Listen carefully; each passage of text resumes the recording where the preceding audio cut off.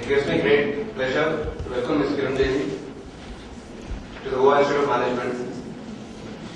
The Raghunath Talks is a student initiative aimed at inviting eminent personalities from diverse fields to share their experiences with their students. One person who has been a great support to this initiative and who was instrumental in its birth 2 seasons ago, Professor Sarita D'Souza. So, I invite Professor D'Souza to share with the audience the story of the Raghunath Talks.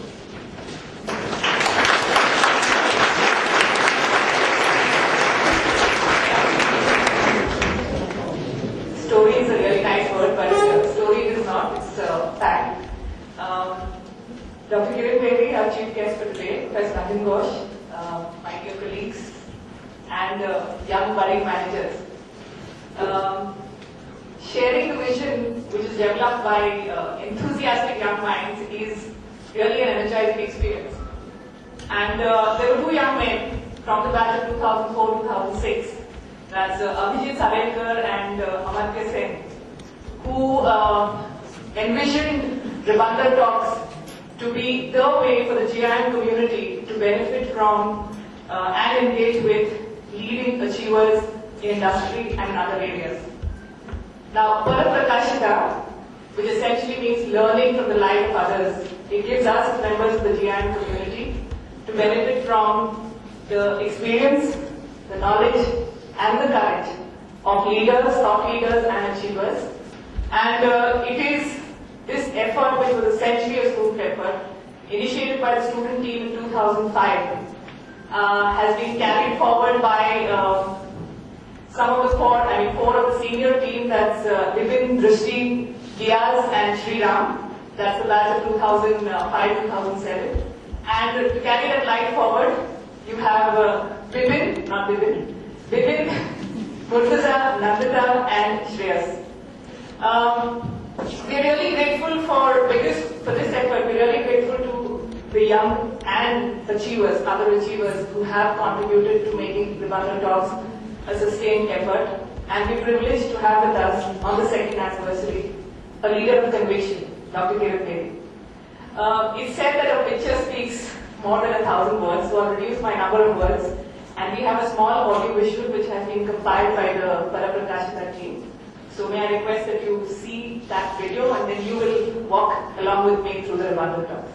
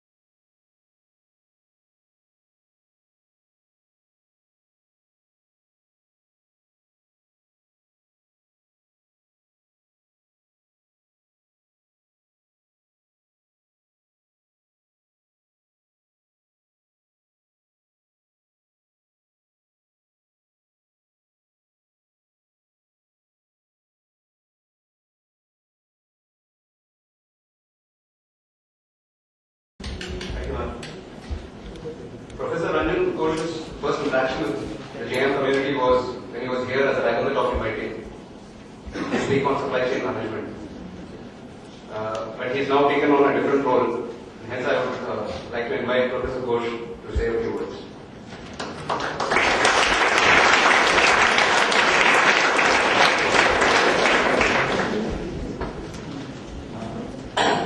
Our respected guest, Dr. Kiran Bedi, faculty colleagues, students, ladies and gentlemen.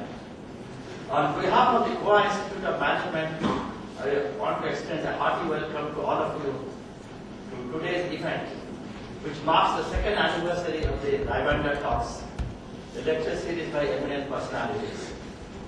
It is only fitting and proper that the lecture today will be delivered by Dr. Kiran Bedi, a versatile and multifaceted personality who has demonstrated a unique combination of compassion and public service with discipline and unflinching firmness. We are honored to have her in our midst today.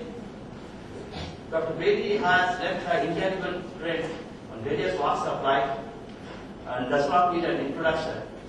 However, I'd like to mention briefly a few of our contributions to our society.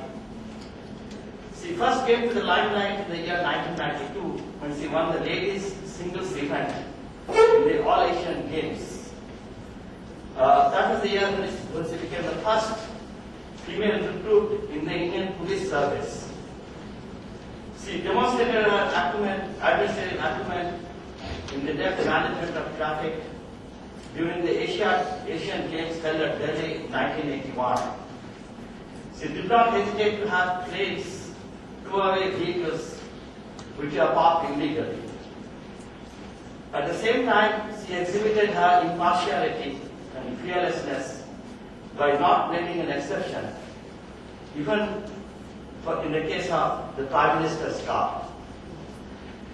During her stint as Inspector General of Prisons, Tihar Jail, Delhi, she instituted a number of reforms in the management of prisons and initiated a number of measures such as detoxification program, yoga, and redressal of grievances of prisoners.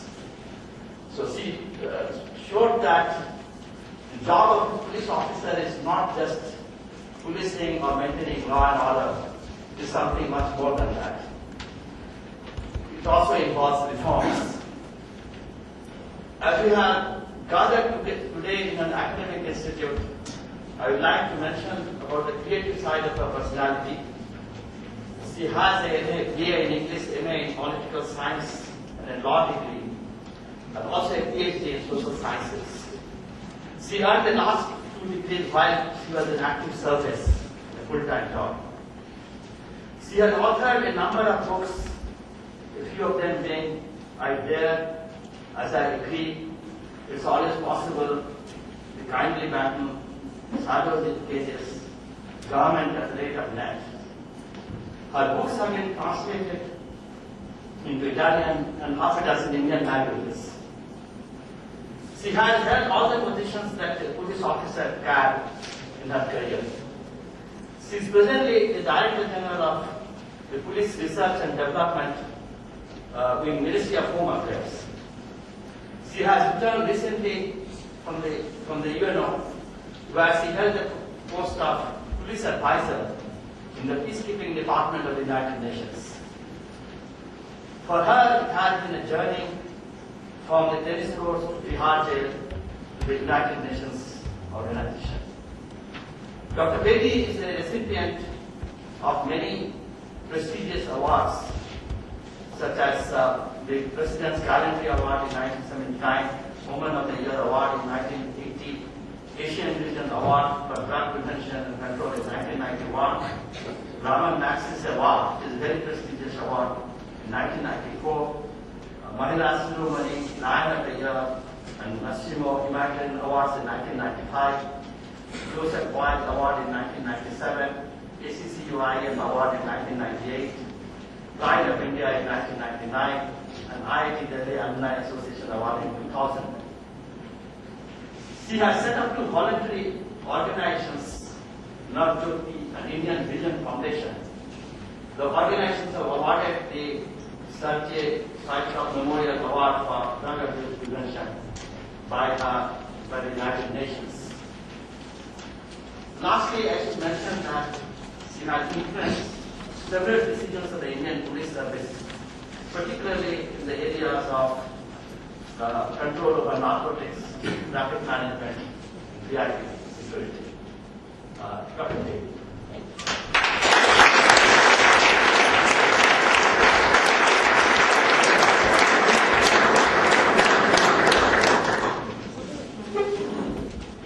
Does this work? Does this work? No, it doesn't. Yes. It works. Does it work? Excellent. That was just to shake you up. It's a pleasure to be back in Goa. Everybody's asking me, when are you going to go to the beach? I said, no time. They said, what's the point going to go to Goa if you're not going to put your feet into the sand?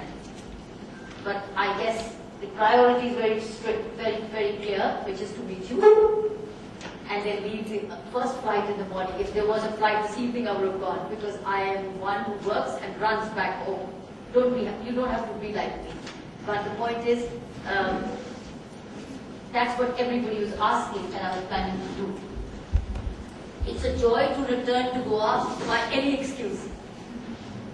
And then you just need an excuse to be here, even if you can't walk the beach. But Goa is so beautiful, so heavenly when you look at it from the top. How have you all felt being here? Very blessed. So you need any excuse to come back. How many of you are Goans?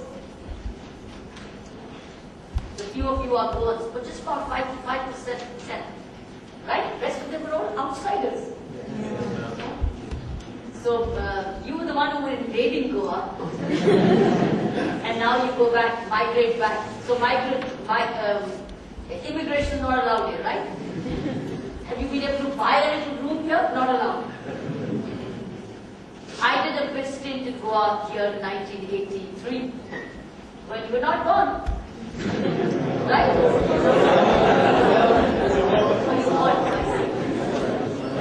But then you didn't know where Goa was.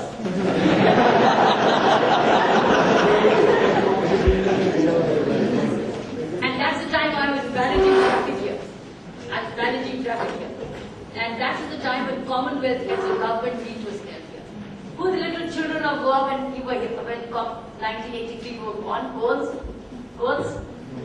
How old were you?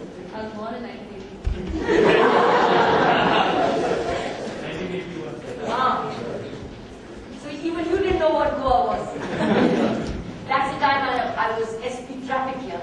And Goa was invaded by heads of governments from all Commonwealth countries here in 1983. And that is why you have one of the best roads from airport to Fort.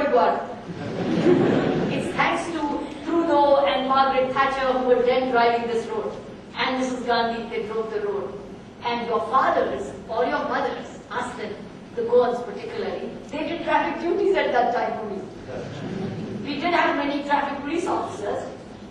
So we engaged all those girls and boys who had done NCC.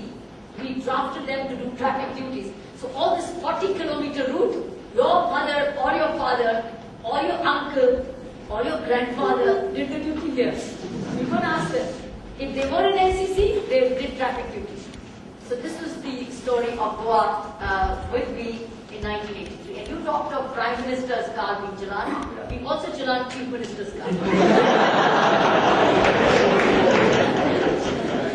And who was the Chief Minister? Pratap Singh Rajat. You see, I did all the funny things so that they could send me back, but they didn't. Because my home was Delhi and I wanted to go back. Goa was beautiful, but it wasn't my home. I wanted to go home. So I chalaned them, yet they didn't let me go. But they didn't like me. They hated me for what I did. But they were tolerating me. And one day I flew out on my own. I literally flew out on my own. But I was telling Sriram.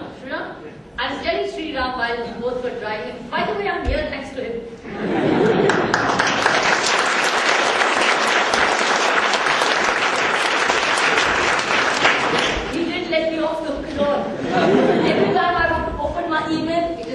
the box. He won't let me go. I thought he'd forget, but he would come back again. Saying, are you ready now, madam? Are you okay now? Can you come now? Can you come now? I said, "Ye to picha nahi jodega jane." So Sriram and I and my police colleague, Sandhya and Sriram both were chatting, and Sandhya and Sriram and we were driving up. Now I'll tell you about the Zuari Bridge before I come to something which I'm going to show you quickly. Is the Zuari Bridge. Narendra, do you know about Zuari Bridge? That's my police colleague here. Do you know the story of Zuari Bridge? Not exactly, but I know it was a sort of ferry crossing earlier before the bridge. And then nothing more? There was, I think, something went wrong with it.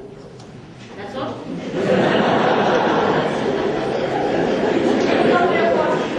Nobody told them. Okay, I'm going to tell you and you're going to tell others, okay? So I tell you, you tell others. I bet your parents know about it, those who are girls. And that's where leadership and management would come from. There's a reason to tell you the story. The storyline is that when this Commonwealth Heads of Government speech was meeting, and all these heads were coming, Zuari River did not have a bridge. We used to all come by ferry. Even when I came and reported for duty, my black ambassador car was put on this ferry, jetty. I went to the jetty, which was put on a ferry, and I was into the ferry to cross the river Zuari. And there was a lot of traffic jam, but since I was a VIP, I was put ahead. So, but this bridge was under construction at that time, because this Commonwealth Heads of Government meet was under the plan. Now the bridge got ready, and I was SP traffic. The bridge was ready, but they waited for Mrs. Gandhi to come and inaugurate it. So they waited for one day it was fixed, she couldn't come. And all this traffic jam used to happen from that ferry.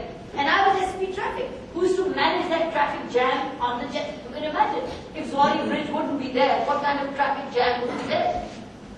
So there used to be a lot of traffic jam, except of course taking the long route via Koda and etc. But this was the route. So once a date was fixed, she did not come. Second time the date was fixed, she did not come. If you were SP traffic, what would you do?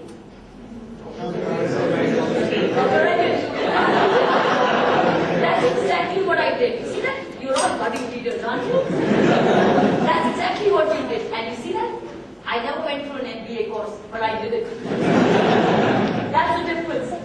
I never did. Nobody trained me in management and leadership. Believe us. At that time, Dr. Ghosh, you know, management and leadership training were not a part of our course. Nobody taught us. I don't even think Narendra was taught. And none of us were taught management leadership in our police training academy days. But her time when she did not come, I, my driver, and my wireless operator, we were at the foot of the bridge. And the bridge had a barricade. It had a barrier. It had a barrier where it was stopping people from going from both sides. So I told my driver, "Gari ko side mein lagao. Chalo ye rukawton ko hataye. Let's remove these." So what we did was he just parked my jeep on the side and we removed all the boulders away from both sides and we told the traffic, "Come up on the bridge."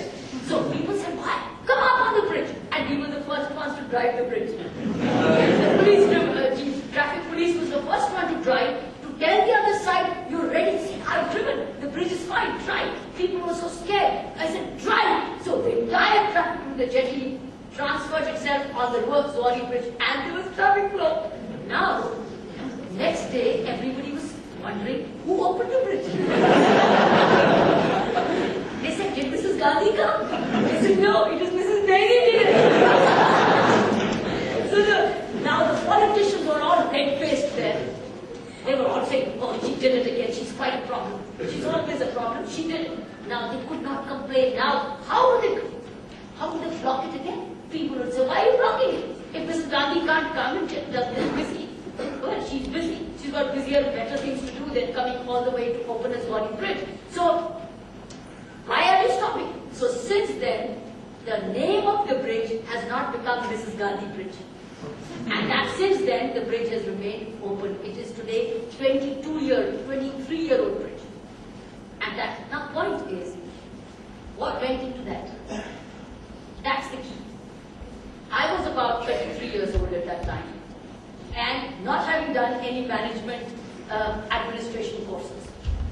I know HR, nor did I do any leadership programs. Why did I do it? Why did I do it? What made me do it? Who was that who did it? It happened to be a name, Kiran Bedi. But who was that which told the driver, get away, let's remove these obstacles and let's get people over? Who was that? It was not a person who had been trained and who had read a book or who had attended a lecture. There was something which had grown in that person to take that decision. And not waiting to see what will the Home Minister do, what will my IG will call me saying, क्या कर क्या है तो? क्यों खोल दिया bridge को? मैं कहूँगी सर और क्या करती? सारे लोग तो खड़े थे, तो मैंने खोलती नहीं तो क्या? But the point is, who did it? That's what I want to say. That's the word who you are. Remember, you are getting skilled today. You're getting professional skills. You're learning the art of management from various angles. You're learning the concepts. You're learning financial management. You're learning leadership qualities. You're learning all these skills which come with your courses. But the point is, who are you? How will you use these skills? The who is already known, and the who is known only to you. Only to you. Because I know who I was. Even at the age of 32, I wasn't afraid of any authority. It didn't matter to me. What mattered to me was the consumer, that is the complainant, the ordinary citizen. That's what all mattered to me. Nothing else mattered to me. I wasn't scared of any one of these seniors or these politicians. He was asking me, while on the way again, he asked me a lot of questions. And he said, Madam, after 8 hours of duty, 9 hours of duty, what made you go back to walk the streets with your beat officers? What made you work with the ordinary constables or see ordinary citizens how they were feeling? I said, because my job was never 8 hours job. My job was the way I looked after myself. We did it. Narendra and I worked in Chandigarh together. By the way, he and I were Chandigarh police colleagues. Ask him, in how many days we turned Chandigarh around? We did it. Why? By walking the streets. Basically, what is the who? The who aspect was the sensitive mind, the caring mind, the concerned mind.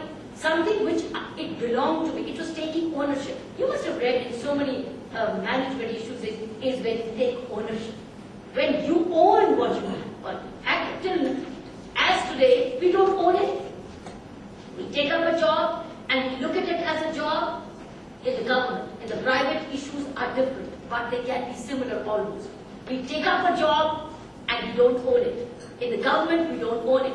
We think it's 6 hours, khadi ho gayi, kitne baj gaye, jaldi se nikal jao. We don't own it because there's no emotional commitment to it. There's no emotional involvement with it. There's no dedication to it. There is no ownership. Zuari Bridge, I owned it. I owned it. As an SP traffic of this area, I owned it. How? That the people who are standing there are mine. Their comfort is my responsibility. My police job is not 8 hours. Their security is my security. I remember again, before I came to your SP traffic here, I was DCP West when I was 30 years old.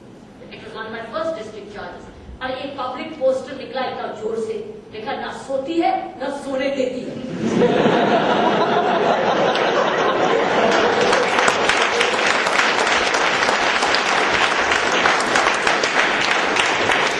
और किसने लिखा?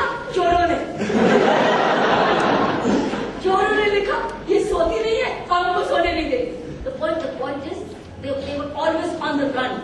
You see, they were always on the run because we were behind them to find out who would be the possible thieves and the robbers and the snatchers. Now, when they were on the run, my men were behind it. How could I sleep?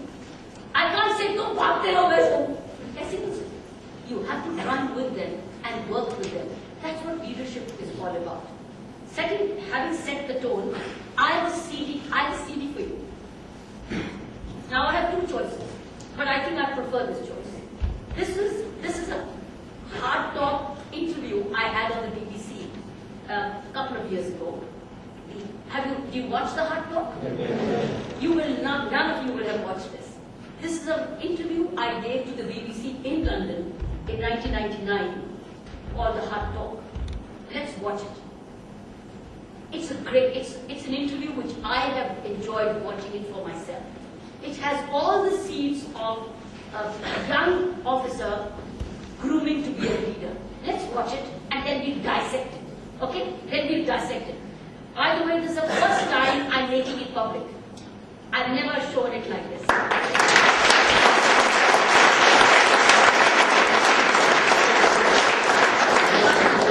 That's the only way to learn. That's the only way to self-educate. As you very rightly said, a picture is 1,000 words. You said it. You said it. Yes, you said it. I think this is going to be millions of words now. So let's see that. And let's see how it goes. It's for me also an experiment with a management group, making them go through a video and then going in for an interaction. And let us see what we internalize out of it. Because in the end, what is it that you gain from here? What is it that you go with from here is what you internalize. Isn't it? It's fun, it's joy, it's a lot of clapping, it's a lot of laughter, it's a lot of anecdotes, it's little tidbits. But what is it that you take away from here? Which impacts you and it's made the difference. Let's see this. And then we'll analyze, okay? So you folks are going to see it, and then you're going to ask questions. And then we'll do an interactive discussion, okay? Perfect? So it's like a little student, even for myself. And even Narendra is going to ask us questions.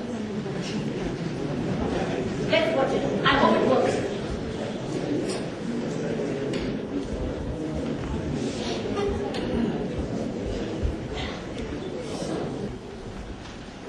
So we were at that who. Remember I was saying it is the who did it.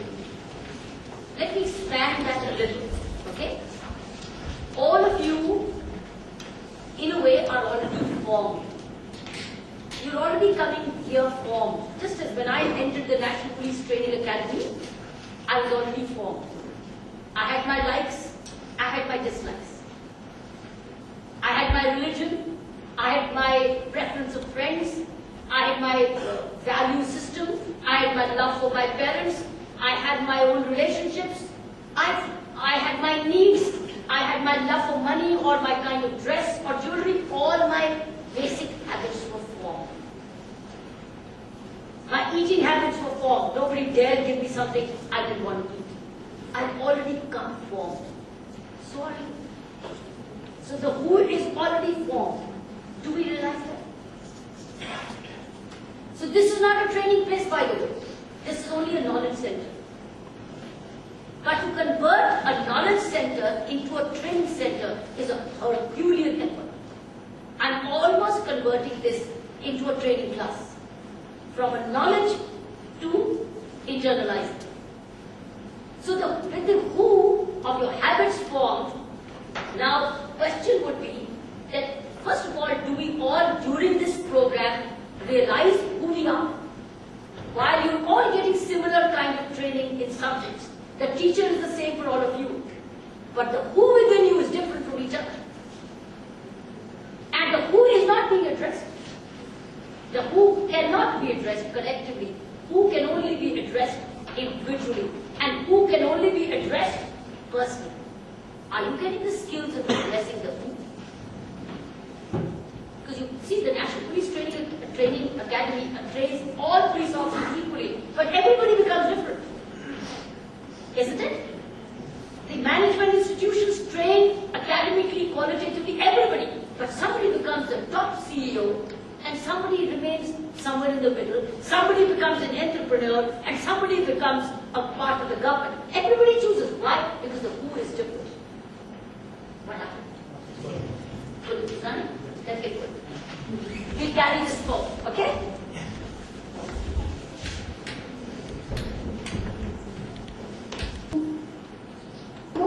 That's the way we're getting.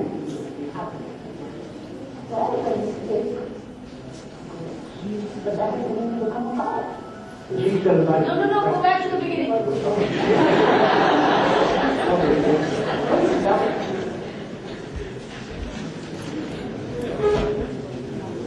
You can't begin from wherever you want.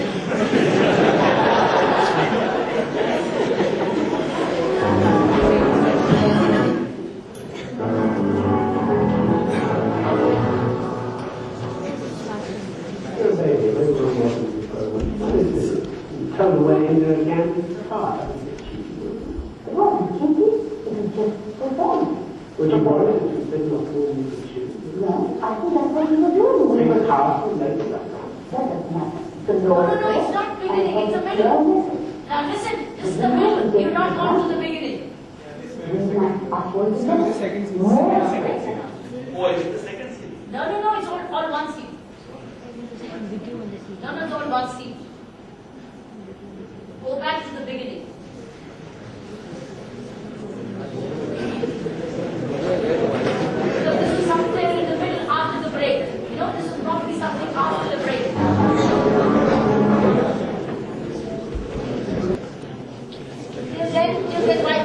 Then why don't somebody sing a song?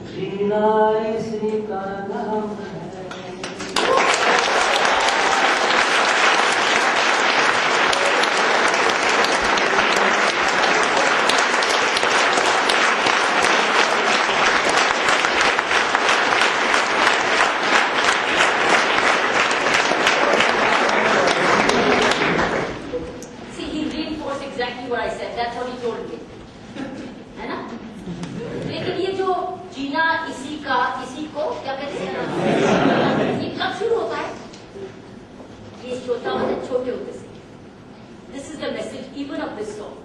When you learn to live as a child, you learn to live and enjoy as a schoolboy or schoolgirl. Then you learn the right kind of qualities and grow up with the right kind of qualities of giving. That's what the song was. अगर जेब खाली है तो भी दे. Zuari preached के लिए कोई पैसा नहीं चाहिए. तू तो मिल दिया.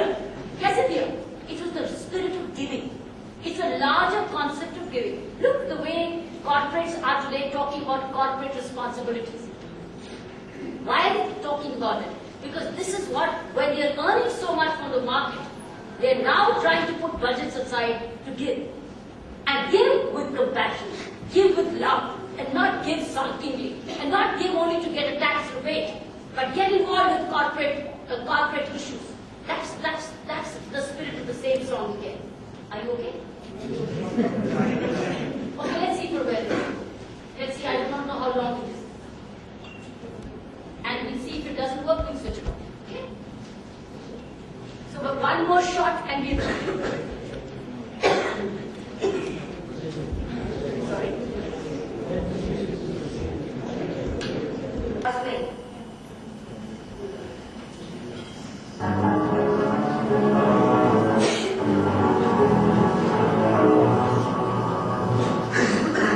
You're a baby, a very good word in the program. What is it? You tell the way in there can be It is just the same. Would you worry that you think of what you could choose? Yeah. I think that's what we were doing. Being a powerful lady like that. That doesn't matter. The law is law, and it was a clear message. We can't take it for granted. We must uphold the law. More so for people who have power, people who are rich. But if you understand it, no more. That's the way you're again. You have to. Well, the mistake correct, people mistake political. But that doesn't mean you become a power. But she's going back to use practice, didn't she? She was a And she didn't hold it against you. No, she doesn't. She's a good woman. She likes people taking decisions. She likes people with a conviction of their own. She likes them underlying in life. You couldn't need to justify yourself when you have all this criticism because people say you're overzealous, you're autocratic, you're arrogant, you want too much publicity for yourself. What do you feel when you hear those sorts of things? It comes from here, and it will come from here. It doesn't entirely, does it? Oh, it does mean, on the contrary, keep me aware of what others are thinking. And I just have to judge myself whether that's true or not. If it's true, then true. If it's not true, there's no place to listen. That's the matter of habit. Do you quite like when people point out your mistakes? Yes, they will say. What mistakes? Wherever they like. What do I do? What if they pointed out to you that you take to heart? Take it to heart. Well, that's my choice. That doesn't matter. That's my choice. So tell me what are the Sound not good? Where? Okay? Well, overwork. Overdoing. But that's my choice. If I overwork, if I overdo. Because the job requires to do work.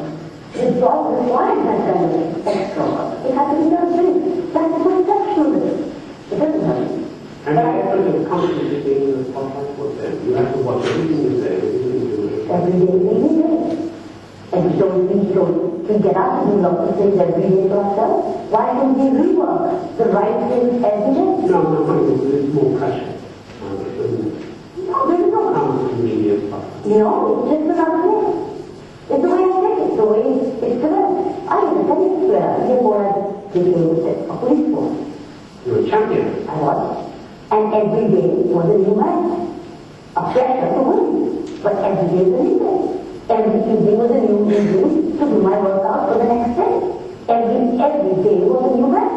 And every next day was a sports headline of the sports page. To get out on the sporting field, and I want you to play with professional field, you have to be very, very competitive. Are you very competitive? I'm not competitive. I believe in team. I believe in success. No, competitive is to beat people. Achieving is to win yourself. Yeah, but only one winner walks on the tennis field. Well, but then you deserve it. Only then I've seen a loser like that. I lost many matches. But I only learned without going to blood. He played better. That's why after the tennis match, you shake hands and say, the best player won. I'll do it better next time, I will.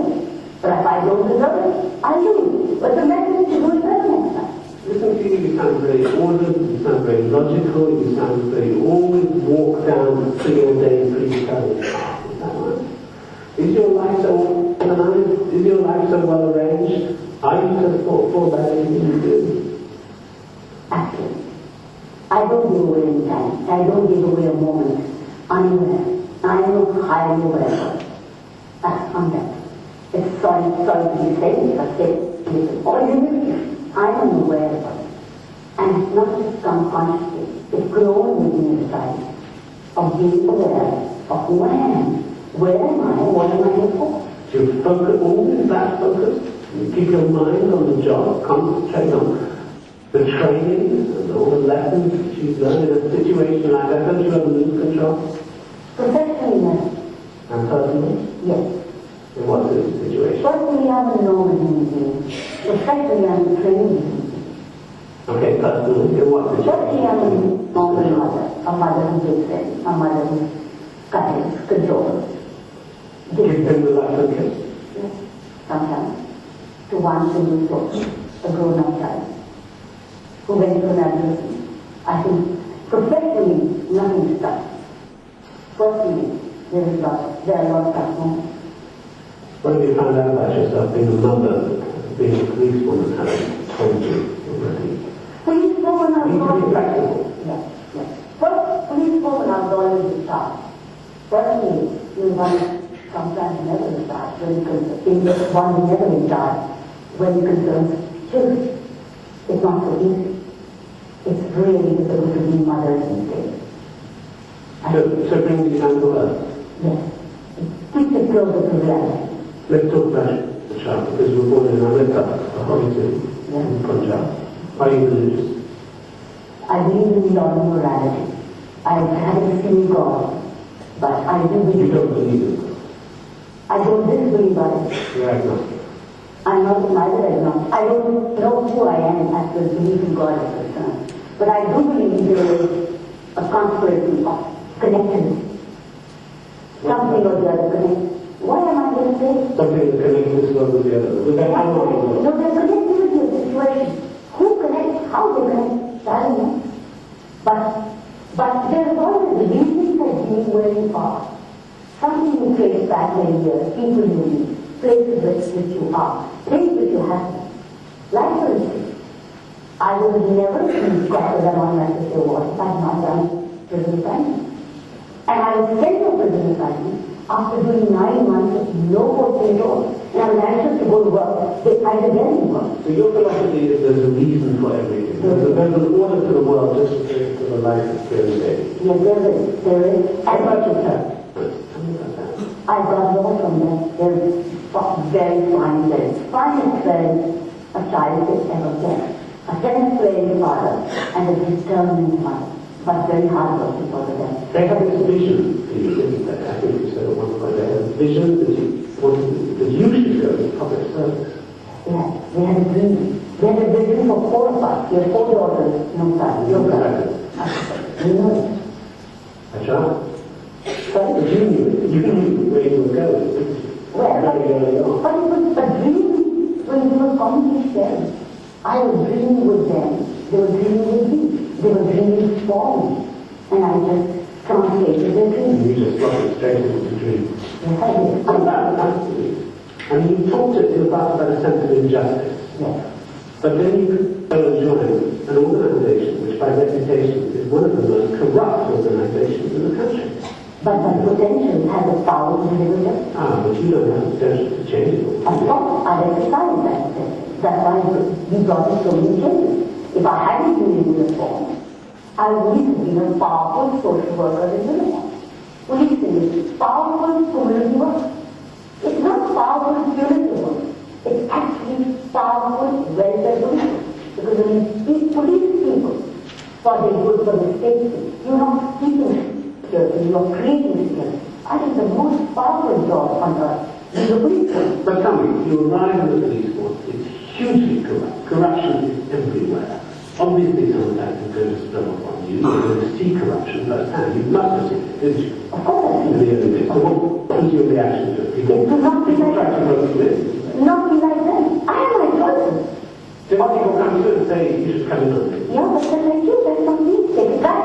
But I hold you responsible for what you do. Was there temptation? No. Why not? No, because I never grew up with this temptation. I've grown up not valuing money, but just needing money to minimum my needs. That is my value system as I was growing up. So I'm not good anymore. And they knew that. They got to me, but very soon in my career, So very soon, it stopped. And they knew who they were approaching, who they were upsetting. And being a woman, how does that please? Inaccessible if she's honest. Inaccessible for temptation if she's a woman and honest. And discrimination? Did you suffer that? It was in the initial stages when I stood up to it. It didn't last long. I questioned it. Like for instance, when I was to lead the parade, the 26th January parade, it had always been led by a man. And they told the man to lead the parade. Very early in my career. I knocked at the door of the Inspector General and said, isn't it my right to lead this parade as a senior most young Indian police service officer today? This time he said, yes. I said, why can't I lead it? He said, would you be able to walk 14 kilometers with a sword in your hand and practice about 22 kilometers every day? I said, do you mean, sir? After this, 2 years of hard street training with all the boys, and I'm going to answer to get it again. He said, God, you will do. I questioned. You were a troublemaker now, because you've been a troublemaker at university before that, haven't you? You claimed that you've only got one scholarship instead of two. Haven't you? I was asserting very forthright asserting yours. It's asserting right a trouble with. I think asserting right is seeking justice. And that's my sensitivity. I seek justice. And I give justice. That's what I meant for. But neither of the things you were seeking justice only for yourself. Well, that was my situation. So I had to seek it for myself. And I got into a situation to do it for others. That's why it continues to be so strong in me, because I started for myself as a growing up girl. And now I'm in a position to give it to her. So what was the effect of ruffling feathers at the university when you started? Many times I got to the job. Many times I didn't. I found other ways to do it. But I didn't give up on doing it. I'm not supposed to give up. Otherwise I should be out of the job. Because this policing is a great trust wherever you are. And if the day you become incapable of delivering that trust, it's not fair to earn that bread out of that trust. What about policing methods?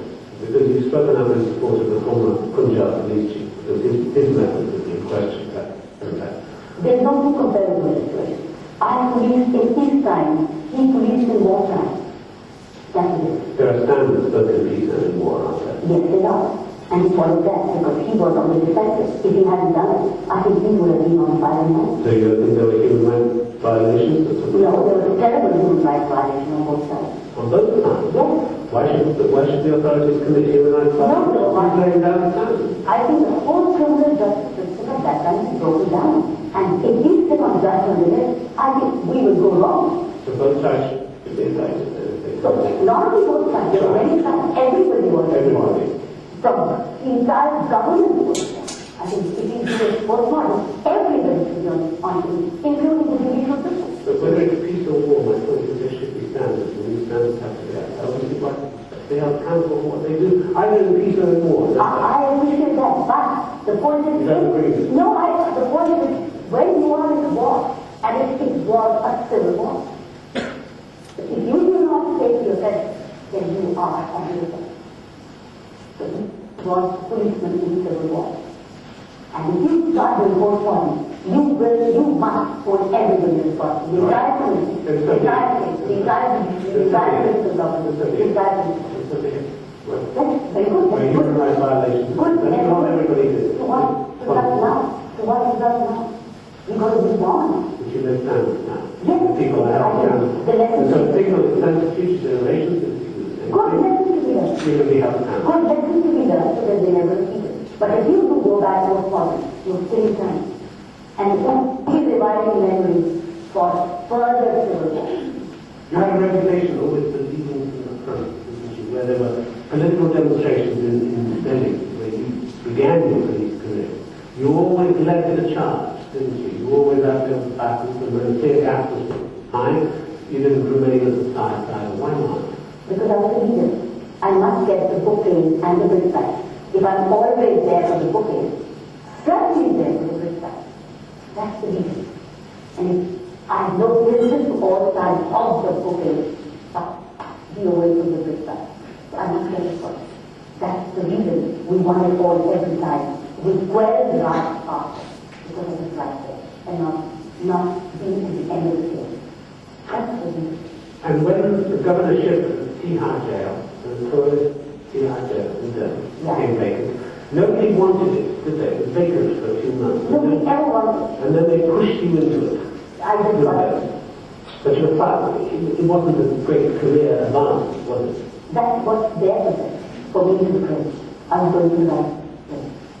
For you, but for them they were shunting you aside. For them they said they didn't have another place. Keeping you out of harm's way because they created too many ways. Well, that's for their effect, not mine. For me, I'm going to write. Yes, for them there wasn't another place. Because people were beginning this. They were always saying this and all in the very before. And they wanted to place for me. And I didn't have the kind of political clout to dislodge people. And I hate to dislodge people. So I just got what I was given. And you found the jail in appalling conditions. Yes. 2,700 people in a space of only 9,700 people. It was not 1,500, wasn't it? It was terrible overcrowding. Terrible overcrowding. It was a warehouse. It was a It was warehouse. a warehouse. It was a warehouse in How shocking was that? You I knew it, but I didn't know the extent inside. All I knew was that the police officer working outside the gate. You'd be responsible for putting a lot of people in. I did. And that did me good, because they stood up for me saying, she's not a bad woman. She put you right here, not wrong here. They became my spokesperson. The crooks that you arrested became your spokesman. They did. Because I was But they were content that you had actually arrested them as a nice guy. crook. Well, they knew I didn't arrest them wrong. They had done it wrong. They struck down and said, fair cop, and that is So good. well, they did. They did. Really? Yes, one of the gangsters, when I was arresting at the police chief outside, I asked him, while going according to the law, can I do anything for you? He said, yes. Now, would you help see my wife get medical care because she's about to live with child? And he joined her insurance that she gets all the medical care. And she delivered the baby. I'm talking of medical And he care. let know. Why didn't you let them distribute condoms? That wasn't overwhelming. We did a survey inside of it. We had to do the survey because it was a very important thing. But meanwhile, the law doesn't permit you to do inside of it because this homosexuality is still an unnatural act and an offense according to the Indian code. Maybe have some enlightened thinking on that. This is one decision which cannot be rushed. It's a very, very important People thing. with lives with this might... It's not just a health, it's not just a health, it's also a major social issue. Therefore, it just cannot be taken in isolation. Make a health issue the rest of the world is addressing. Well, sure. And one of those methods they're using is to distribute condoms. But remember, The area of the pilot. yeah, but it's also a very major social issue. It cannot be taken in isolation. It could not be taken in isolation. And I wouldn't. Tell me about being a guardian while you were guard. You wanted to fill the prison's head, didn't you? I did. You filled them with meetings, We did. prayer meetings, Yeah. and you gave them, one thing was crucial, was the petition box, wasn't it? Yes. Tell me about the petition Well, box. this is beautiful. This is called mobile petition box. It's a lock box, a mobile box, which went around all the prisoners in the back. They send it. I want to know how you feel. So the people don't even read. And I read all those letters. And I knew everything was happening. It was concerning them personally, it was concerning interpersonal relationships, it was concerning intrapersonal relationships with my staff, etc. So I had to see. It was a pulse box. It was an information box. It was a mood box. It was an intelligence box. With the results that I knew. And how much of it was true? I mean, Plenty was true. 99% was true. And we were responding to it according to the urgency of it. and you acted on it? 100%. God was sacked as a result? Some of them were. Disciplined? Yes, some of them were sacked. Some got disciplined. But this was a preventive box. Because staff knew something would, if they were going something wrong, it would get transmitted into the box. So it was activism. Okay. It was a prevention box. It was a great information box. What do you think you achieved in the prison? Value for time to the staff, to the prisoners. They were taught value time. You kill time outside. If you kill it here, you go kill it. You want to come back again, keep wasting time. You don't want to come back, value time. So I thought this is value time because that's what the way I am. My needs are no different from an ordinary prisoner. However wild he is, One day he has to go back. It is preparing him to go back. So we only So rehabilitation was a large part of it. restoration work. We need to restore the community, not just rehabilitation. And restitution, was that part of It it? was already, when you were already in prison, restitution. When you already, prison first day is one. You've always made a great factor, I would say, that work comes first, work comes before family. Why? No, work makes balance with that. But in your case, it came first. No, work comes along with that thing. But work, my work, is emergency work. So I chose the emergency work, knowing, and my family is a part of that. So my family is with me, behind me, around me, supporting me. That's the good part. Of long separation from your husband. That was an agreed decision. So it's all the same. Well, we got used to it. Yes. How do you get used to that? Because relationships happen. You need to actually communicate, don't you? I had no choice. We decided we should worry about it. Yeah, you made that choice. I didn't have a choice to put him out of his factory work in Amritsar. You had a choice to say, I'm not going to do this emergency work, I'm going to spend more time No, here. that's my choice. Yes, that was your choice. Yes, that's my choice. The separation and the time you spent apart was your choice. I have two families I'm talking about. One is being with my husband, and the second is being with my daughter. Because daughter is with me then. My husband lives in Amritsar, while my daughter lives in Delhi, for whom I go back after work. I run back moment my work is over. What about the poor husband?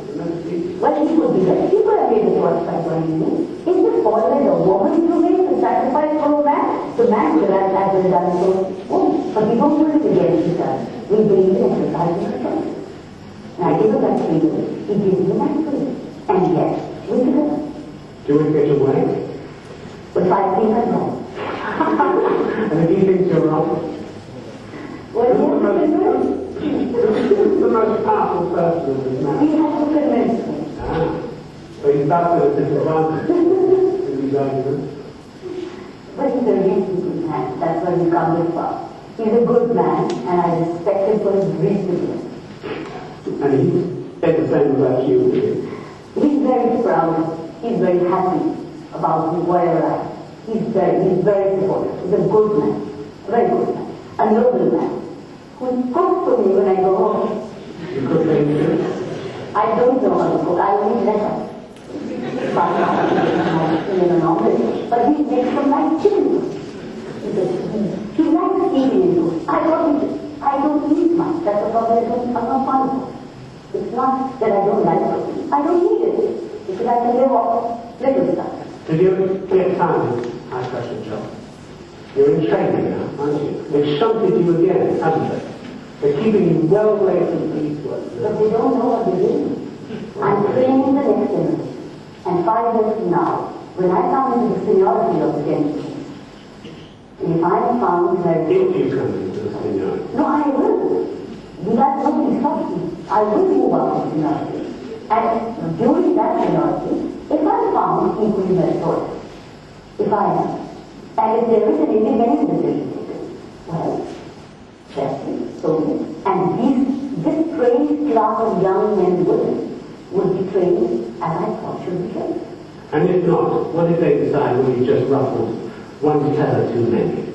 I would work for it. 5 years from now, we will be at the senior most rank. It will be military service. There will be lots of ways to even up money. Plenty to do for the police force. Plenty to do anywhere in the Indian police service, wherever you may be. There's plenty to do.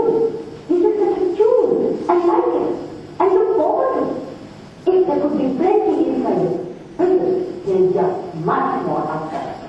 Kiran Bedi, it's a great pleasure having you on the program. Thank you very much. Thank you.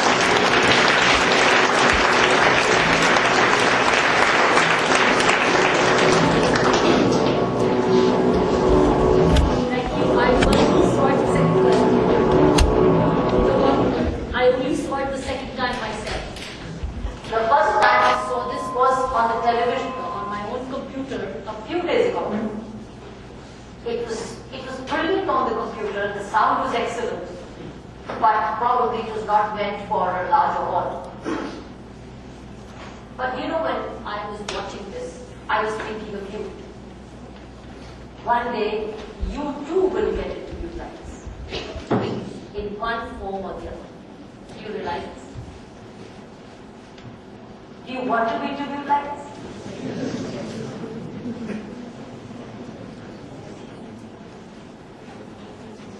Even if those who don't want to be interviewed will be interviewed.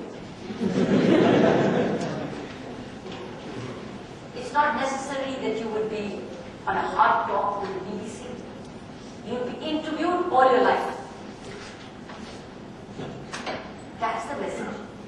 One day you will be on that hot seat. And is that hot seat, that's the message. Is that hot seat a preparation of one day? No. Is it one day? No.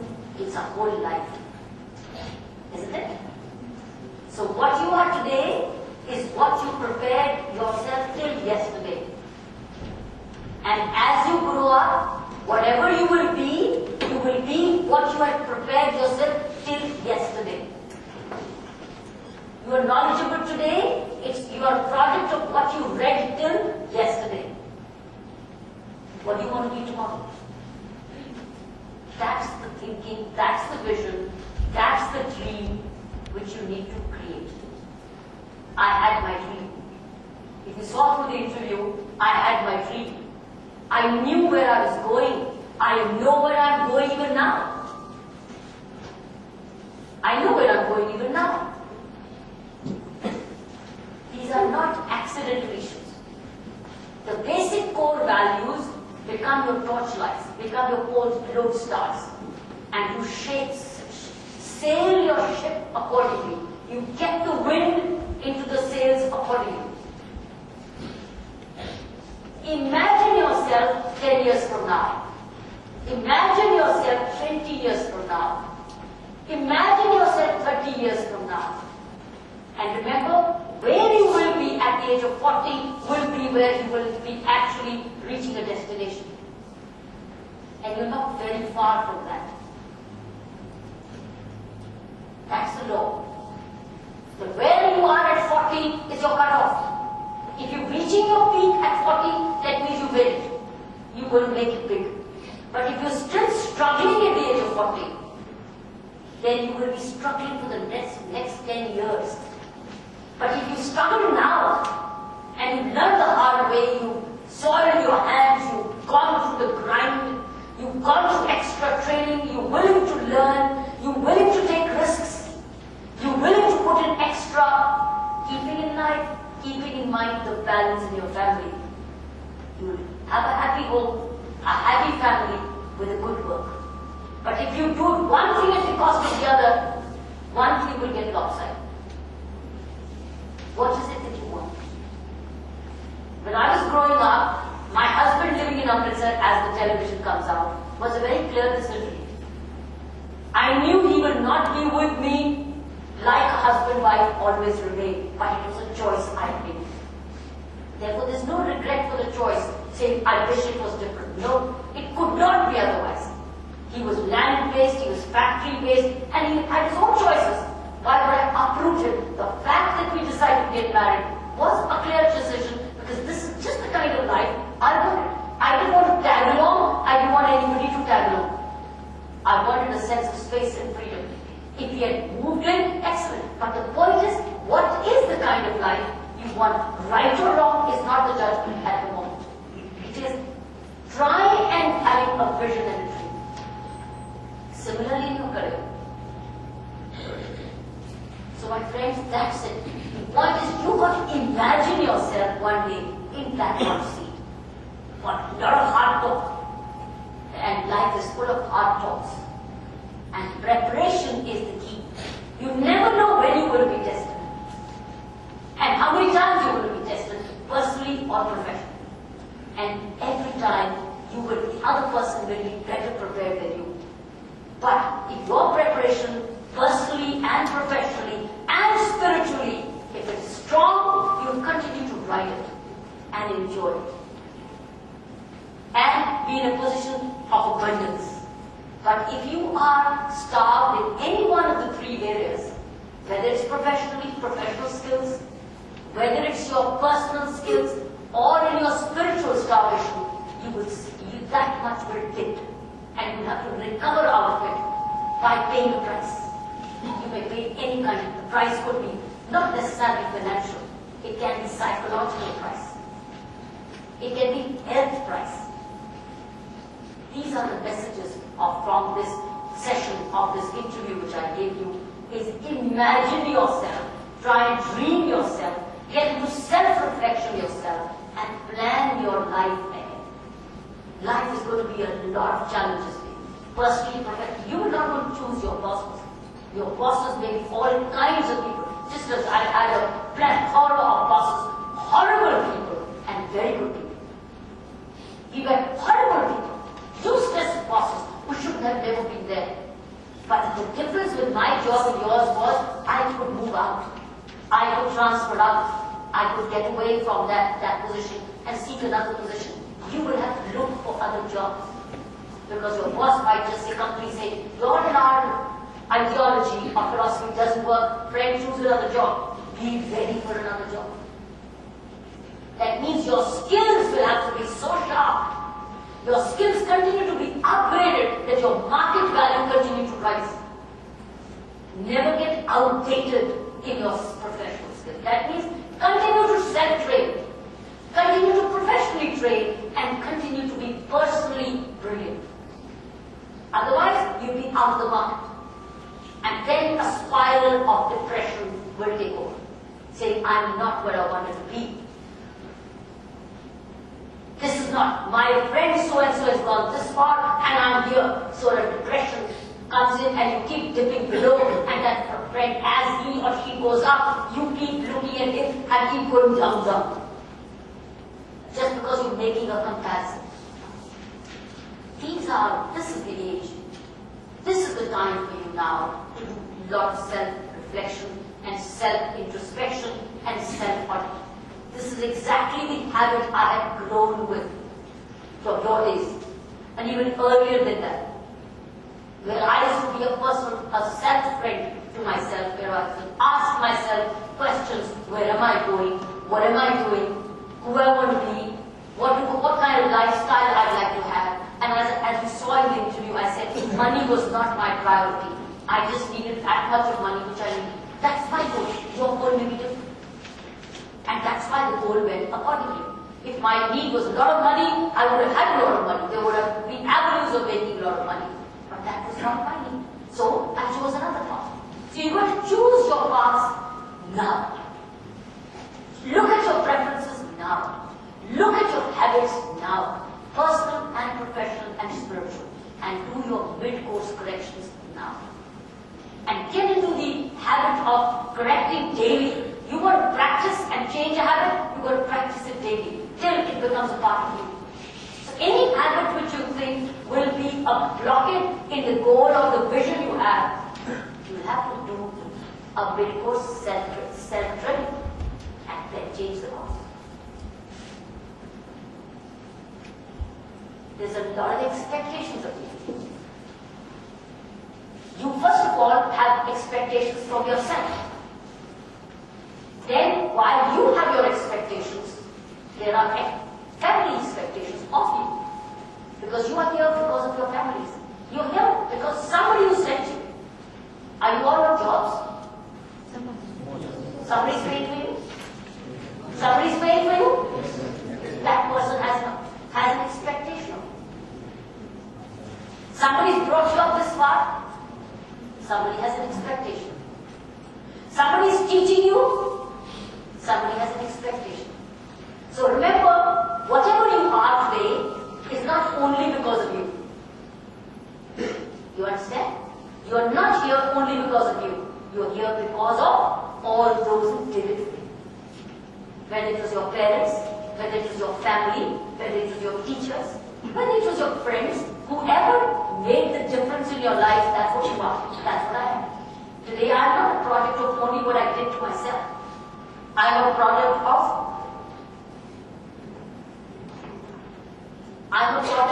all those who made the difference in my life, including my police colleagues, including the ordinary constables who worked invisibly and silently, all those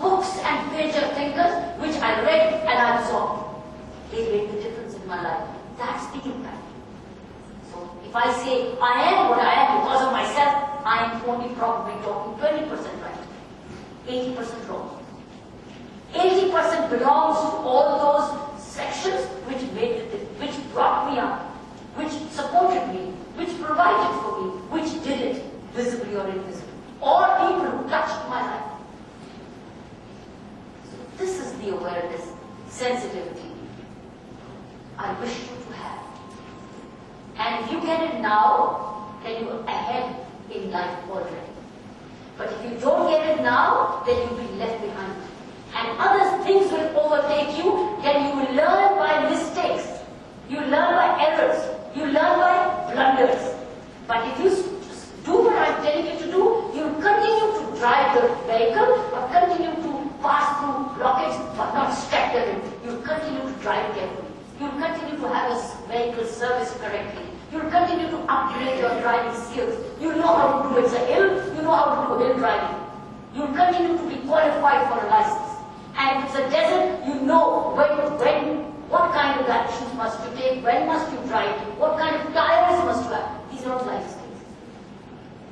But if you think, one vehicle, all I need is an accelerator, gear or no gear, doesn't matter, you're going to run into lots of accidents.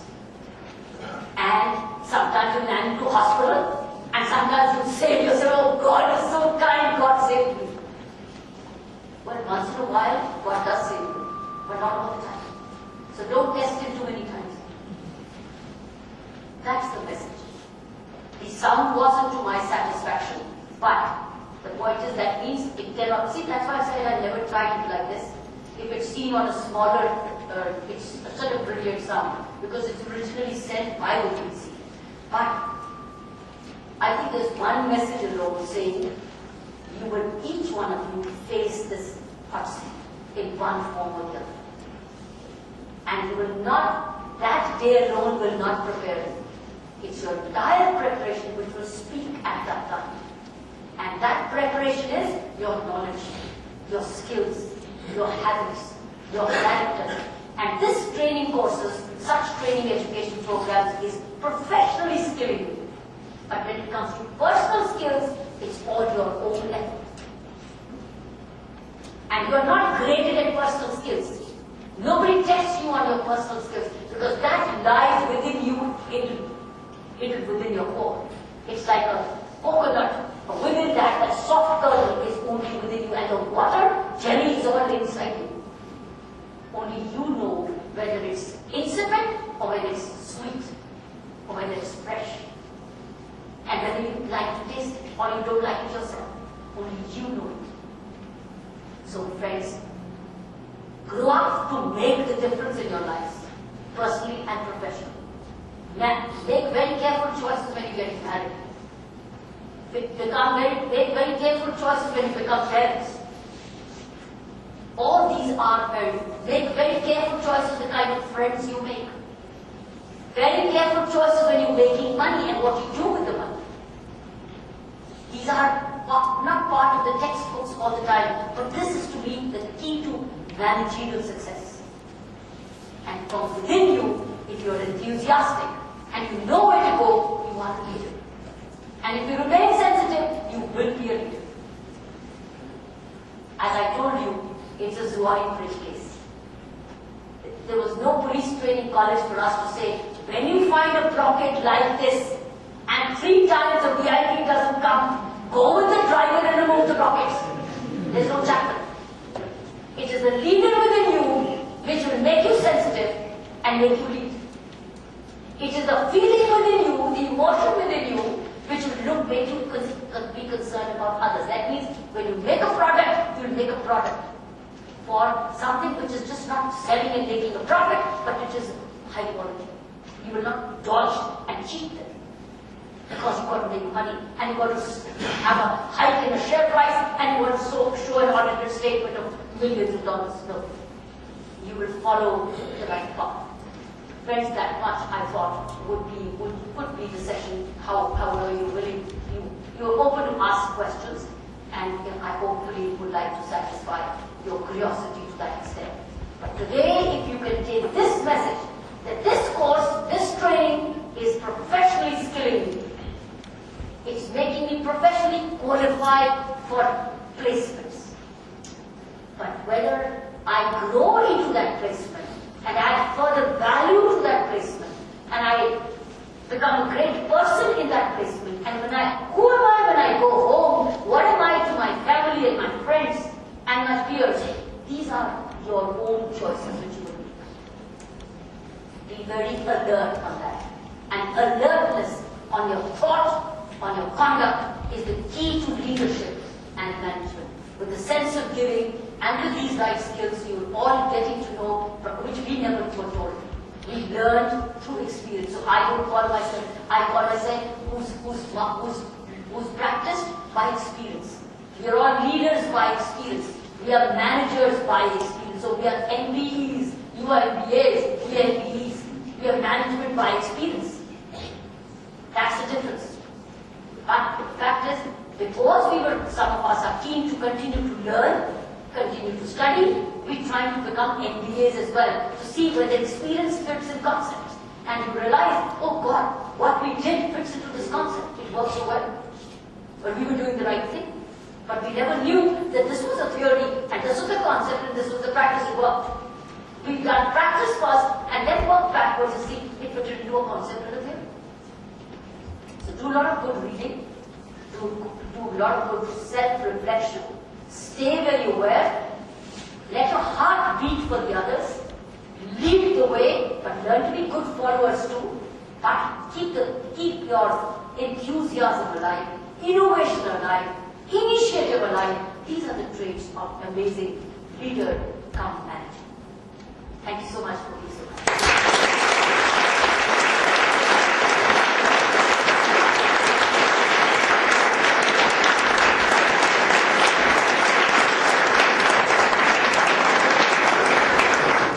Thank you, ma'am. We'll have a short student interaction session, which will be followed by a press interaction. Students can ask the questions. Please introduce yourself and put forward your questions.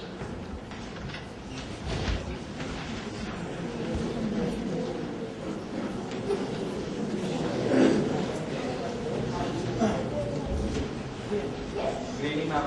My name is Anshul. I'm a final year student, and I have a question regarding your views on capital punishment. I mean, the specific case in my mind is the Parliament attack and the convicted person Mohammed Assert, if I'm not wrong.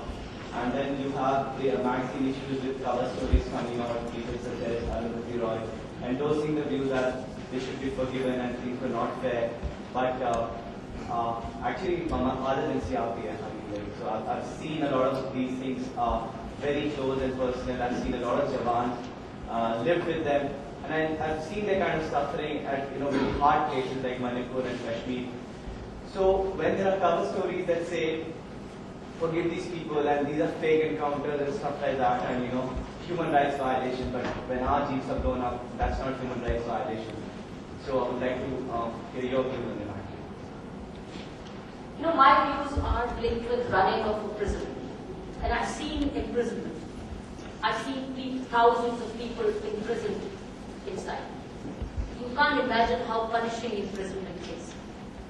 When for months and months they can't see any outsider. They cannot go outside the walls. They cannot get food of their choice. They don't see any relative or friend. And they live in very inhospitable conditions. In fact, some of them say, "Humko hang kar do better," because they want to get rid of their life. So I've seen that imprisonment per se, and particularly life imprisonment, is very, very punishing. In fact, if you ask me, hanging that person is actually setting him free. It's a very, very... Now this view is coming from... You can all have perspectives. You have a police officer's perspective who has laid down his life and his family has lost the dear. You have the society's view, you have a judge's view, you have a lawyer's view. You also have a person who's run the prison's view. Each view has a legitimate justification. But I only give you my perspective. And my perspective is life imprisonment as life is much more punishing in prison situations in India than a death by hanging. Death by hanging may be politically correct for a particular segment of society. It may meet the emotions of the victims for that time. But actually, if you ask me, it is setting the man free. Because he's finished. He's gone. उसको क्या है? मुझे लटका दिया. कम से कम मुझे मुक्ति तो दे दो. उसको ये तो नहीं कि 20 साल जेल में काटने होंगे, 20 years inside. And the judge would as well say he's evil, imprisonment for life till his death. That means he will die inside the prison. It is impossible to live that life. Therefore, to my mind, that punishment is much, much higher in gravity than death by hanging. That's my. However, from a victim's point of view, he would sometimes victim would love to see eye for an eye, a tooth for a tooth. See, say, हमको मारा, इसको भी मारा. Now that can go into the realm of an uncivilized way of looking at things. That's a civil way, or that's a judicial way. But the point is, the state has a responsibility, has a responsibility to work the civilized way. You said, well, it's a judicial pronouncement. It's civil. I agree. But personally, so here is right. That's why the Indian law has not done away with death penalty, and therefore it's given to the rarest of the rare cases. But if you're asking, that's a professional view. If the judge hands for of course compelling reasons like he was attacking the parliament as a whole and therefore he deserves this because it was an attack on the country and not an attack on a particular day, it can be rationalized. But I feel, I have seen the prison, to my mind, life imprisonment is much, much more punishing than the death penalty.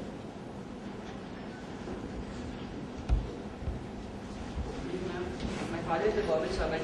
Your father? My father is a government servant. Is a government servant. Yeah, and I've seen him fighting for promotion, knocking the doors of High Court, because he never chose to give bribe or lobbying ministers. So sometimes I wonder that should I follow his footsteps or be the part of the corrupt system and satisfy my personal motives? So what should generally a young MBA like us should do? All of us in government will not get what we want all the time because there are others who are deciding it. What is in our hand is how we respond to the choices that environment is creating. We have an option to change, we change. We can't change, then we take a decision either to stay on or get out. But we need not be part of the dirt. Because if you're part of the same corrupt and add to corruption, then you're only adding to the garbage and not cleaning up that much. So these are the choices we all officers make all our lives. And that is the key at that time is not to add to the corruption, but to stay clean, at least in that respect where you are. At least that much of an island you are for the public service. So I think it has its own value. Sometimes you get into a position, you can expand that scope and expand that space and serve the people. But you don't have to follow the criminals. You don't have to follow the hypocrites. You can stay clean while being even amongst them. And fight them back. Fight them back. Don't give in. State your right. Fight them back. But don't, it's like separate the fight from your personal life. And go home. But don't take the fight home. That's where your self-training comes. Yes. And this is starting from where you left, about striking balance between work and life, work and family. While it seems very ideal to suggest that you had to strike an appropriate balance between work and life, we will appreciate that there will be several instances in life where we clearly have to prioritize one among the two. For what do you do in such cases? For instance, many of us here would like to have some entrepreneurial venture. We would like to be entrepreneurs going ahead, and it would not be out of the way to say that it will require 24/7 work. There would be no weekends. Do you then suggest that we stay out of such things which requires heavy compromise on the family? Not at all. That means the kind of partner you marry in life is so vital. That's where you've got to make almost no mistake. That means you marry a partner in life who values this entrepreneurship and is almost with you or behind you, and is also at work and not only waiting for you. I guess that's the companionship, you'll have to work. You will need family support to succeed even in 24/7. So what kind of family support are you building for yourself?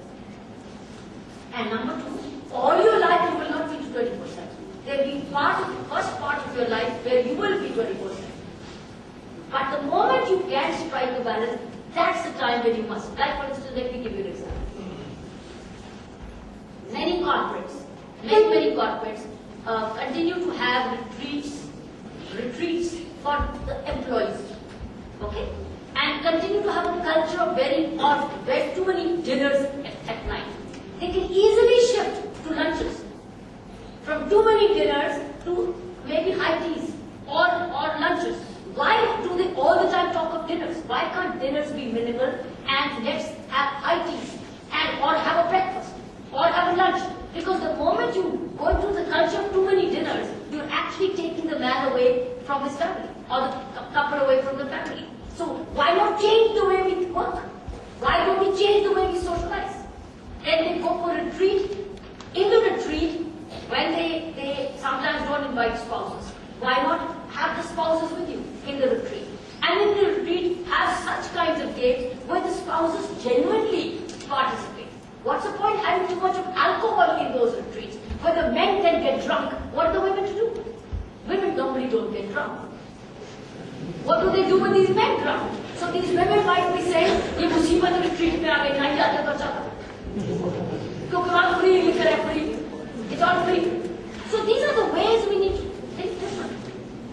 The corporates will have to think different. But we're still following the same old system. We need to think different. Once we start thinking differently, that means we will start balancing family priority with social networking. Because you might just say social networking is so important. It is. But why must it be all the time at the cost of evening time, which is supposed to be with family too? Why can't you bring it to a breakfast meeting? Why can't you bring it to a lunch meeting? Why can't you bring it to a tea meeting? You can bring it to high tea meeting so that you go home by 8. Why must you extend it to 11 every night? It's so distressing to see these families out every day. That's why the children are saying, हमारे पेट तो हमेशा खा रहे थे. तो parents say, क्यों रहते हैं? क्योंकि order लाना है ना, networking करनी है. So this is the problem. Why can't we change the way we think? It lies in our hands. That's where the work lies. That means even where you could balance, you've done an imbalance when you could. Okay? So you will have to think as you grow up in life, while you're going for these 24/7s, what kind of relationships are you getting in, and what kind of understanding you're developing, and you're communicating a lot. There is a communication of understanding, and as soon as it's possible to balance, you're able to balance. And not that you got into a habit of imbalance and you stay balanced. That's the time when you need to decide. Yes? We shall take only one question after this. Sorry, thank you. Is there... Very dictatorial. Be dictatorial? No. You always say lastly. Okay, we say last, right? If I have your permission. Yeah. Okay, friend, you wanted to say something? My name From is here, Anirudh. then I should decide here. My name is Anirudh. I am from the first year.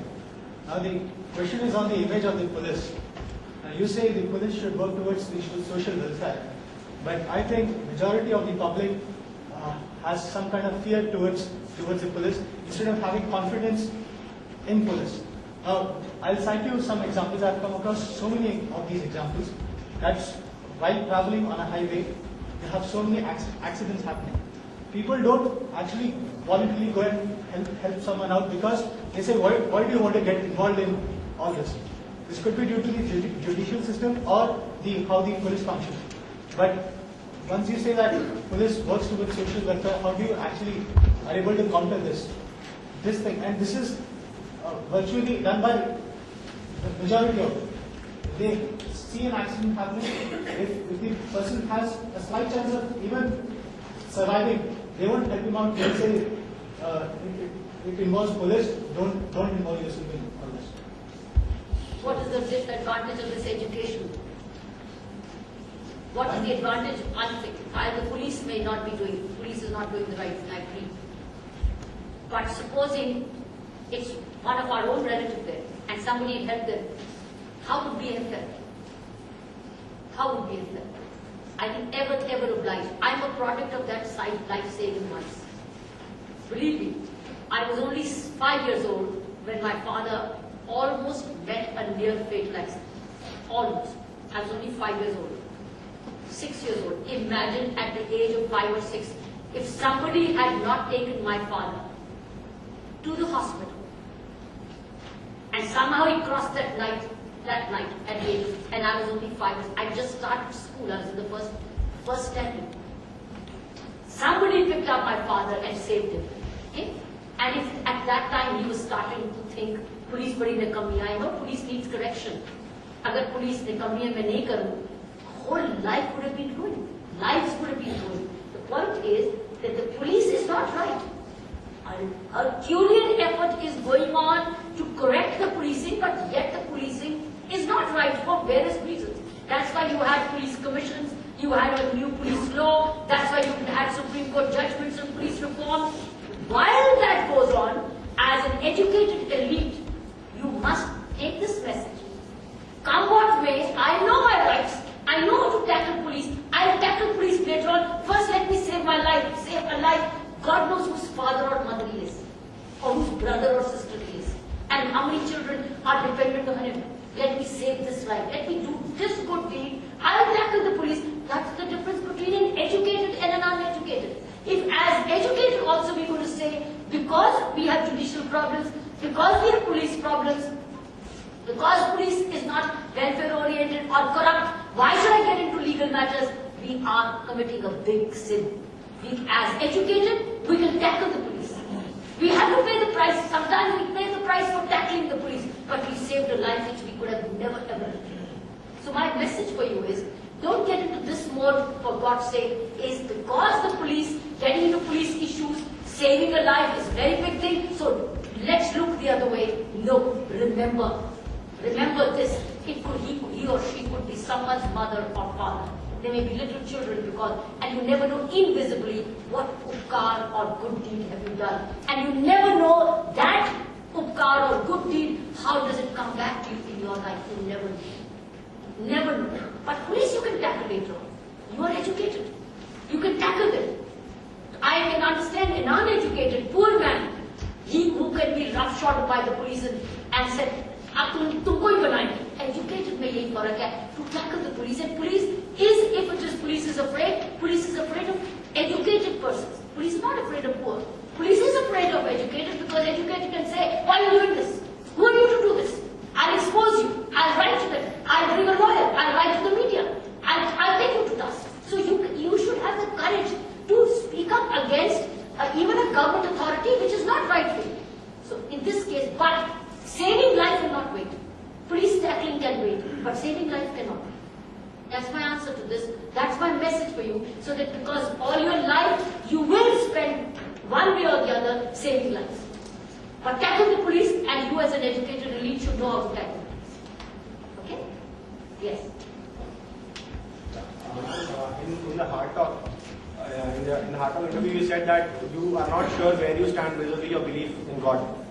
Now, in times of decision making, when ethical decision making has to be done, it is very difficult to take the right decision, and those who believe in God do derive their strength from God. That okay, whatever I do, God. I don't believe in God. No, that's what I'm saying. You said you are not very sure where you stand vis-a-vis your belief. I just said I have seen God. Okay. So what my question is, that you've taken a pretty tough decision in your life when you knew that your seniors will not like it, and it takes a lot of strength and courage to do that. So where did you derive your strength from in such situation? From that upbringing, from the growth, from childhood, from values which I was imbibing, from beliefs, from inspirations, from education, from parents teaching, from books, from teachers. You never know what was going on in this chemistry. That is why it's so important to see if the right things go and rubbish doesn't go. Because if rubbish goes, then there's no space for the right things. So this is also limited space, remember. So therefore, keep the virus out. It's not deleting the virus regularly. It's like antivirus is around. When you get this clean and fresh, then you will have the courage at the right moment to speak the right thing and do the right thing and place it out. But remember, it has to grow. It has to grow from a seed and you want to nourish it regularly. And only then the tree becomes strong. Then it doesn't need any support of a pole to ride up the stake. Because you nourished it so well from a plant, then it's becoming strong. Then it stands the wind. But if it's a weak tree, it bends and it finishes. So that's what you have to do, is become strong trunks so that you stand up for the right. But if you kept it weak, then you continue to bend and swing both sides. The key is your nourishment. And you nourish only with not garbage, the right stuff, right? So nourish yourself. Okay? Now is the time for a last question. So let's have the last word. So reaching a particular position in your life, you can make your own decisions and you can see that your lifestyle should go this way. And you can make people work according to you. Come again. Now when you've reached a particular position in your life, like a superior, Yes. then you can make people work for you the way you want your lifestyle to be. You can mold everyone that way. But when you just start, like most of us are going to start with our careers, and you might have to That's a good question. Listen to her. You might have to work the way they require to. Our peers will tell us to, our bosses will tell us to. So how do we... We all go through this stage. Exactly. When we start our police training, we all go through that. We all go through that. So how do you deal with that? That's the time when you again become very, very carefully selected.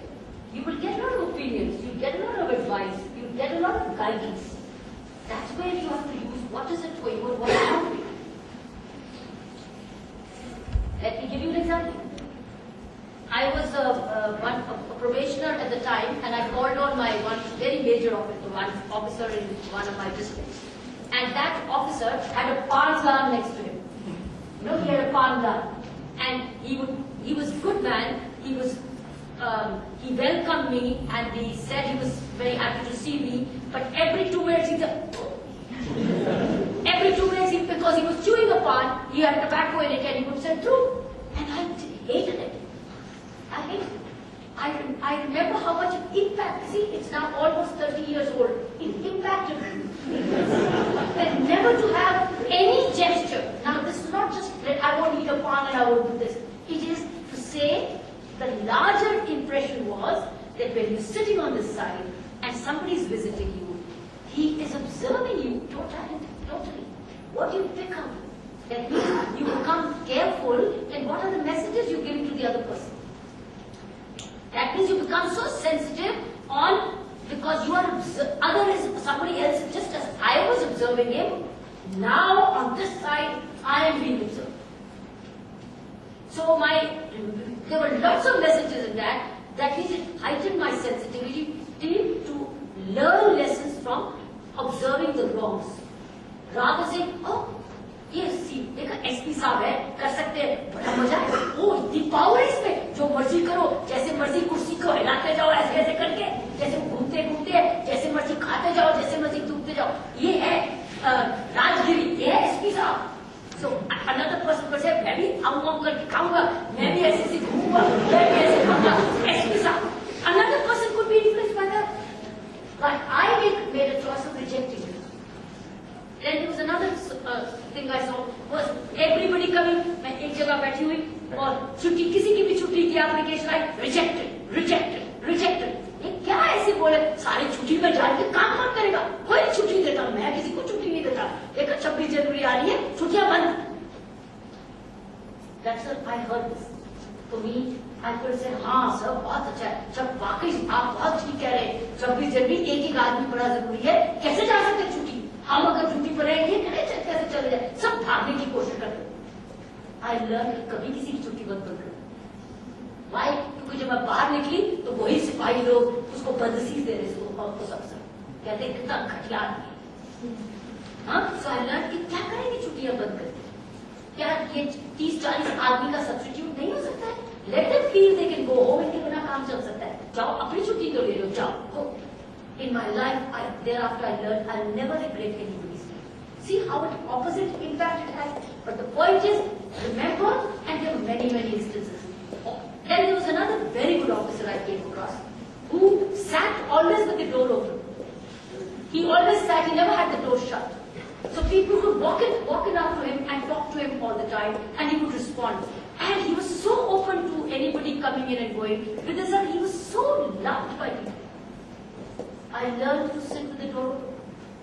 I kept the door open. Say, khula rakho, hey, koi aata hai, jata hai, let me meet. Let me talk. With the result, I loved that habit. I imbibed that habit. But it's the who within you which is rejecting or accepting. So be very, very aware. There will be a lot of guidance for you. You have to become very careful what kind of guidance is coming, what is right for you, what goes with you as a personality, and then come and do your own reflection. That is exactly what I'm saying. Within you, the person in you will become the choice maker. Therefore, the person within you must grow and develop.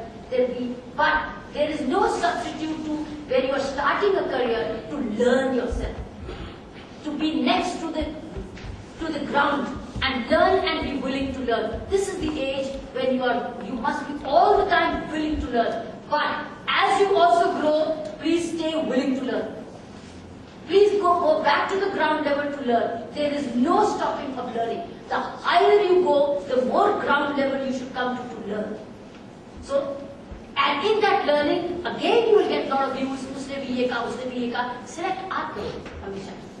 वो कहेगा ये अच्छा, वो कहेगा ये अच्छा. Select आपने करना है. So I have learned in my life that as you grow up, remain sensitive, pick up the positives, reject the negatives, and then you want to learn and you want to grow up faster and better. Sit with people who really know. One of the key things of a senior officer is the willingness to learn. If the senior is always willing to learn and senior realizes that my junior who's been in that service for 15 years, I have just done 1 year, he knows more. Let me learn from him. Let me learn. And he will be willing to teach you because you're senior. वो कहेगा मेरे पास senior आया, सीखने के लिए वो सिखाएगा. और आपने उसी से सीखे उसको सिखाना है. Because you start directing him. But he will be willing to share with you because you are going to him. You are actually acknowledging his seniority in experience, while he is acknowledging your seniority in position. So your position is senior, but experience is this. So why don't you acknowledge him and learn from him? After that, he's not going to take away your seniority. He will again accept your guidance, but you should know what to do. Then he will know, oh, she knows everything. ये तो मेरे से सब सीख के गई हुई है, पर किसी ने तो और अपनी सीख भी जोड़ दी, इसको जरूर मेरे से ज़्यादा आता है. Then he respects you more. So my friends, that's the key. At this level, work hands-on, sit with your colleagues, learn as much, listen to all, but do what you think is right, and develop your sense of sensitivity within to make the right choice. Thank you so much. Great.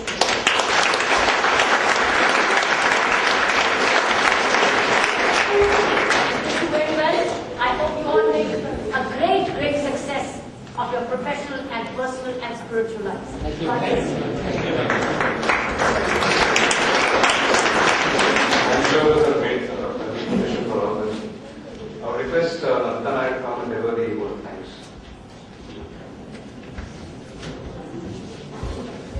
Thank you, Dr. Kiran Bedi, for engaging and motivating talk. The interview you shared with us is a learning experience and it gives a broad insight into what Kiran Bedi is. And also the need to have dreams and the willpower to achieve them. And the need for personal, professional and spiritual balance in life. Thank you, ma'am, for sharing with us the minor glitches. And thanks, Professor Ramesh, for this lovely song.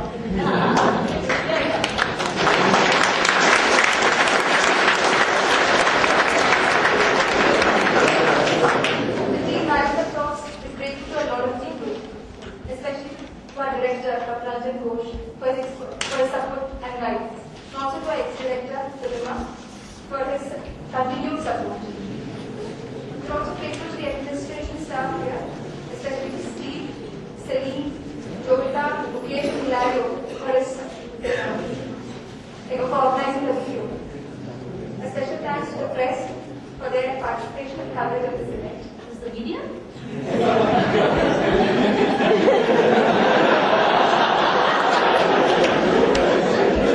On this occasion of second anniversary Revival and Talks, I would like to take this opportunity private accounts. Divin, Drushti, Gyas and Sriram.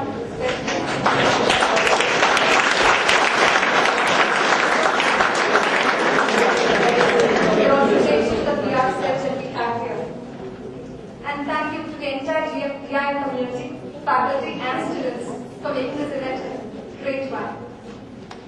On behalf of students of GIM and staff of GIM, I would like to request Mr. Bibin Nayak to present Ms. Kiran Bedi and to the appreciation.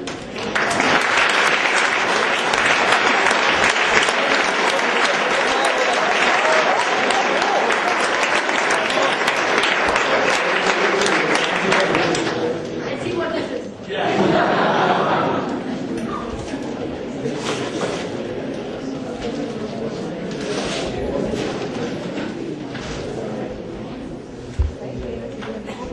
Oh, your institute. Nice.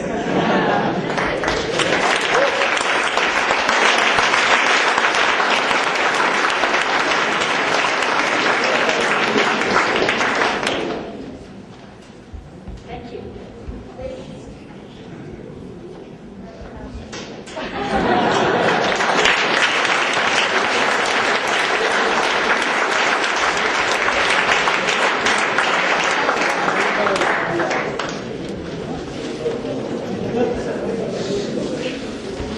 We have a 5-minute trailer here. I request the students to proceed to the ground floor. The snacks are ready for you. The PR cell, travel documenting faculty members, and of course the press. Stay back. We'll have a press briefing afterwards. Press interaction. Questions from the press? Bad enough. I know. Board